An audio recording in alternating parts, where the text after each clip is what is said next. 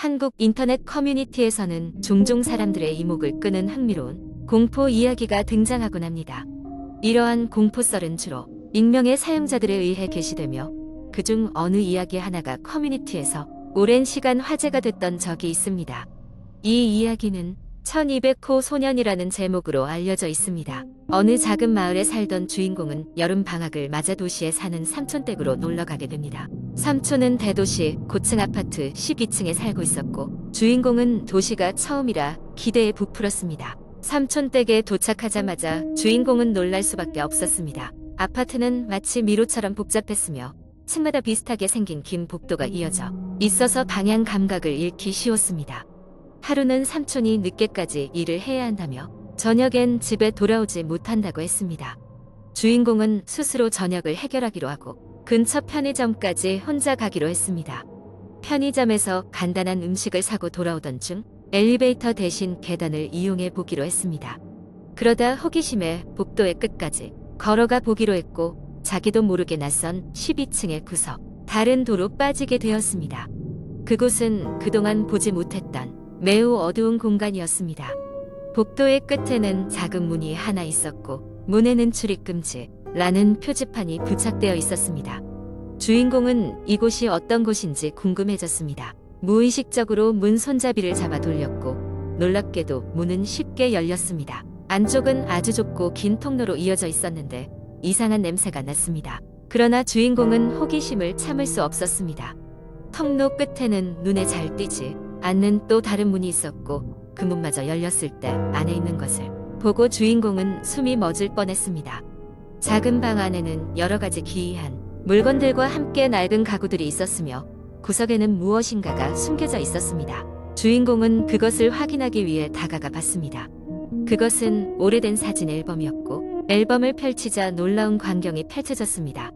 사진에는 과거 이 아파트에 살았던 것으로 보이는 한 어린 소년의 얼굴이 줄줄이 찍혀 있었는데 문제는 그 소년이 점점 야하며 가면서도 어두운 눈동자가 무언가를 호소하는 듯 보였다는 것입니다. 주인공은 기괴한 느낌에 휩싸여 앨범을 재빨리 덮고 방을 빠져나가려 했으나 갑자기 뒤에서 인기척이 느껴졌습니다.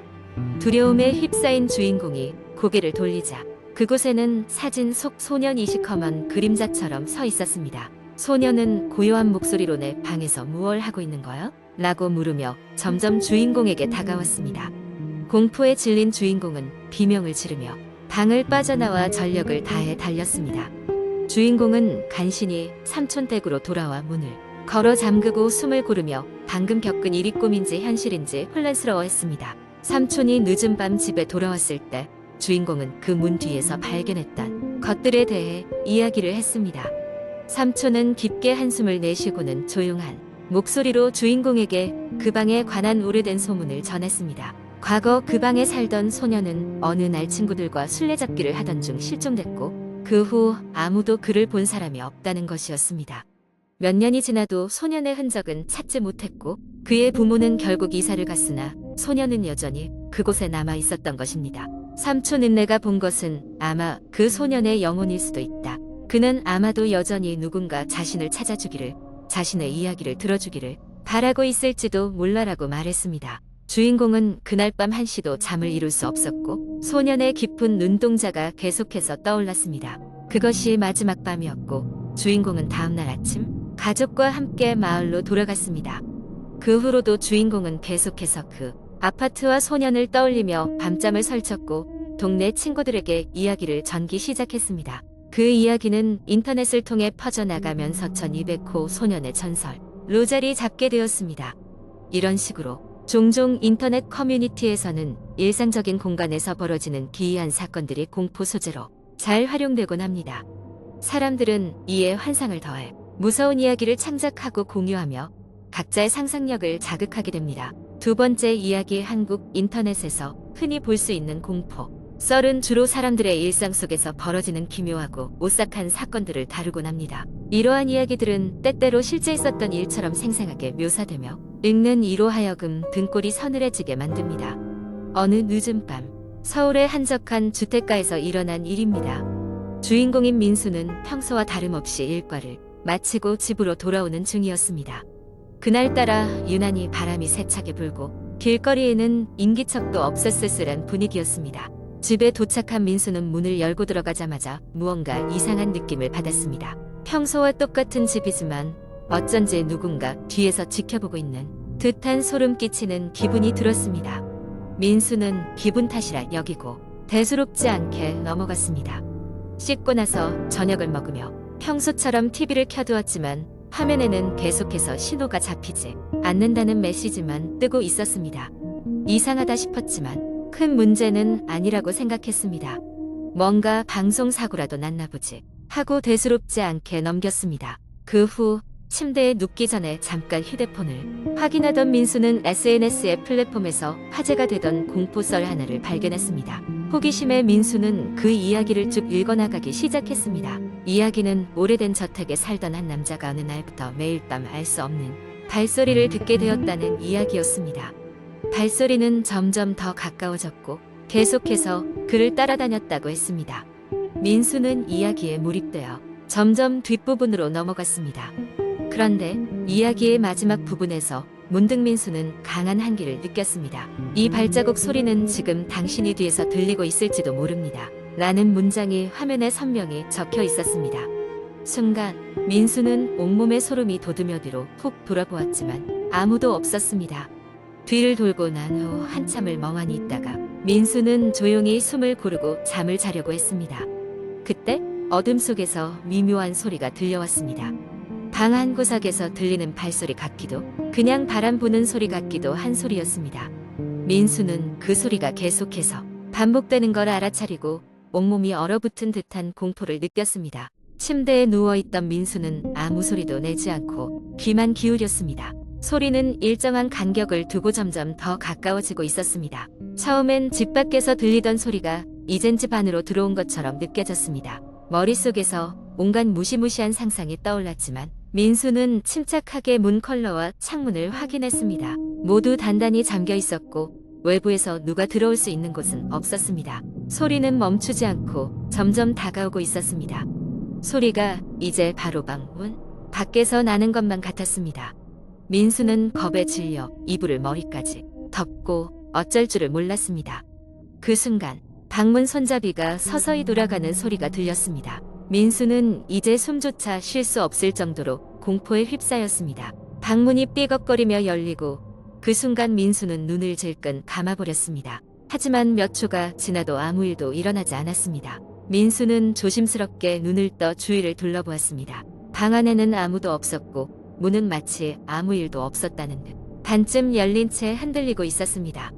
그 후로 민수는 그 방에서 더 이상 잘 수 없었습니다.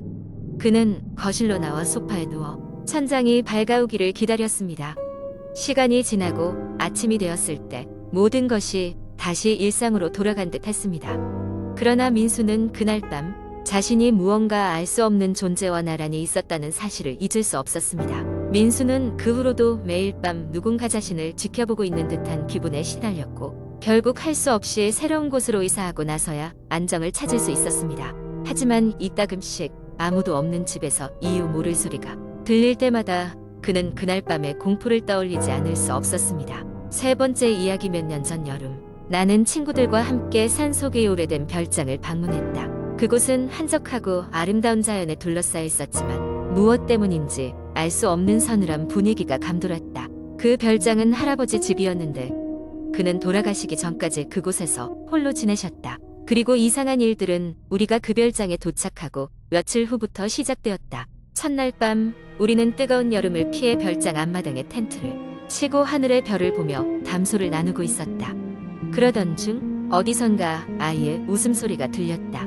처음에는 바람소리나 자연의 일부라고 생각했지만 곧 그 소리가 점점 더 선명해졌다. 우리는 각자 손전등을 꺼내들고 주위를 둘러보며 그 소리가 나는 쪽으로 천천히 다가갔다. 그러나 그곳엔 아무것도 없었고 소리도 언제 그랬냐는 듯 사라졌다. 다음 날 우리는 별장 안으로 들어가 둘러보며 주말을 보낼 준비를 했다.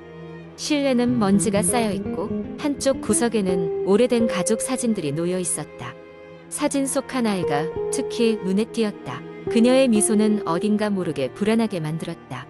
우리는 그녀가 할아버지의 여동생이라는 것을 알게 되었고 이내 무거운 공기를 느꼈다. 그날 밤은 특별히 어두웠고 갑작스러운 비바람이 창문을 두드렸다. 나는 잠이 오지 않아 거실로 나왔고 거기서 다른 친구들도 깨어있는 것을 보았다. 모두 불안한 기분을 숨기지 못하고 있었다. 그러던 중 거실 중앙에 놓인 오래된 풍금에서 갑자기 음이 울려 퍼졌다. 우리 모두 놀라 뒤로 물러섰지만 아무도 그 풍금에 손을 대지 않았다. 셋째 날 아침 우리는 마을에서 만난 한 노인을 통해 별장과 얽힌 이야기를 들었다. 그 별장에서는 오래전 한 젊은 소녀가 사라지는 사건이 있었고 그 이후로 종종 이상한 일들이 일어난다는 것이었다. 그녀는 바로 가족 사진 속에 있던 할아버지의 여동생이었다. 소녀는 돌아오지 않았고 그녀의 혼이 아직도 별장 주변을 배회하고 있다고 했다. 그 이야기를 듣고 우리는 더 이상 그곳에 머무를 수 없음을 깨달았다. 급히 짐을 꾸리고 별장을 떠나기로 했다.